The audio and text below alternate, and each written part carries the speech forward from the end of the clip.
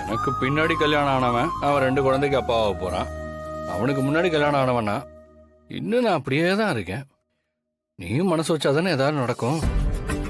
மக்கன் பேடா சாப்பிடலாமா? மனசு வைக்கிறதெல்லாம் இருக்கட்டும், முதல்ல லட்சியம் தான் முக்கியம். இப்போதைக்கு என்னோட லட்சியம் நான் அப்பா வரது மட்டும்தான். கல்யாணத்தோட நோக்கமும் எதிர்பார்ப்பும் குழந்தைங்களை பெற்றுக்கிறது தான் என் ஃப்ரெண்டு சொன்னான்.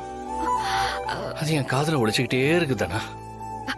டேய், ஏன்டா இப்படி அலையுற? கரெக்டா பொண்டாட்டிட்டு அலையறதெல்லாம் பெரிய விஷயம் ஆகாதுப்பா. ஏன் என் பொண்டாட்டிக்கிட்ட நான் அலையக்கூடாதா? டேய் வேண்டாம். இப்போ உனக்கு என்னதான் வேணும்? மக்கன் பேடா. மக்கன் பேடா தானே? இந்தா.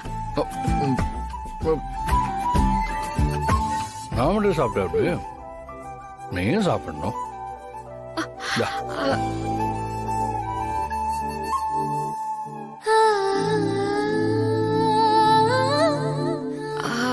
எனக்கு ஒரு சந்தேகம்.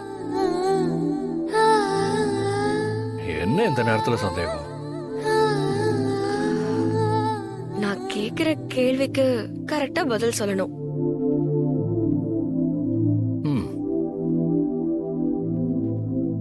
மக்கன் பேடாவ உன் ஃப்ரெண்டு வாங்கிட்டு வந்தாரா, இல்ல நீ வாங்கிட்டு வந்து உன் ஃப்ரெண்டு பேரை சொல்றியா?